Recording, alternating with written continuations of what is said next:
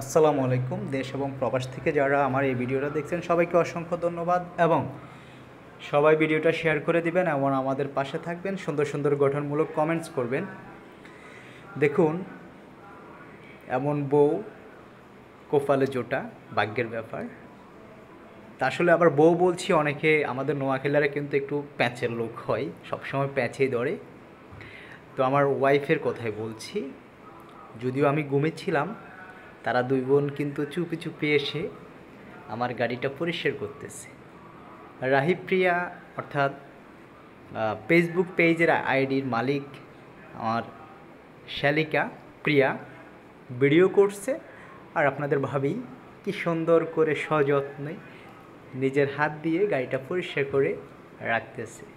আসলে মাঝে মধ্যে আমরা ছেলেরা তো এরকমই চাই, আমাদের পছন্দের জিনিসটা আমি নিজে না পারলে আমার পছন্দের মানুষ এভাবে যত্ন সহকারে সাজিয়ে গুছিয়ে রাখবে।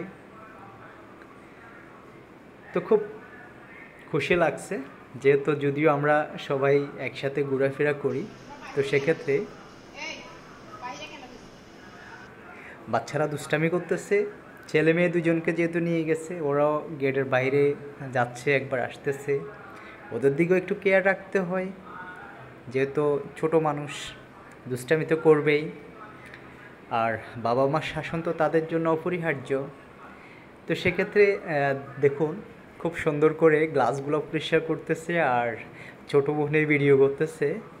সব কিছু মিলিয়ে এটা কিন্তু আমাকে এক ধরনের সারপ্রাইজ দেওয়া, যেহেতু আমি গতকালকে ঘুরতে গেছিলাম, ওখান থেকে এসেই বলেছি যদি পসিবল হয় তাহলে গাড়িটা পরিষ্কার করে রাখিও, আর না হয় আমাকে ডাকিও, আমি সহ গোছলের আগে এসে গাড়িটা পরিষ্কার করে তারপরে গোছল করব বা অন্যান্য কাজ সারবো।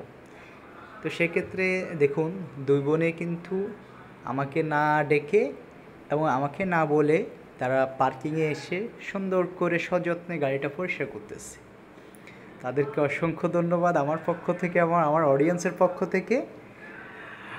তো আসলেই এমন কাজগুলা, টুকিটাকি কাজগুলা যদি আপনার পছন্দের মানুষ, আপনার প্রিয় মানুষটা আপনার জন্য করে রাখে আপনার অজান্তে, আসলে এটা কিন্তু এক ধরনের সারপ্রাইজ হয়ে যায়, খুব ভালোই লাগে। তো আমরা যখন ঘুরতে যাই, যেহেতু গ্রাম অঞ্চল বলেন শহরে বলেন, ধুলাবালি কিন্তু অলওয়েজ থাকে গাড়িতে, গাড়ি কাঁচরা হয়ে যায়, ময়লা হয়ে যায়, আর একবার ওয়াশিংয়ে নিলে, একবার মানে কারবার সার্ভিসিংয়ে নিলেই কিন্তু 500 টাকা করে কার ওয়াশের জন্য দিতে হয়। সেক্ষেত্রে মাসের ভিতরে 2বারের বেশি সার্ভিসিংয়ে নেওয়াটাও উচিতও না। সব কিছু মিলিয়ে খুব সুন্দর হলো।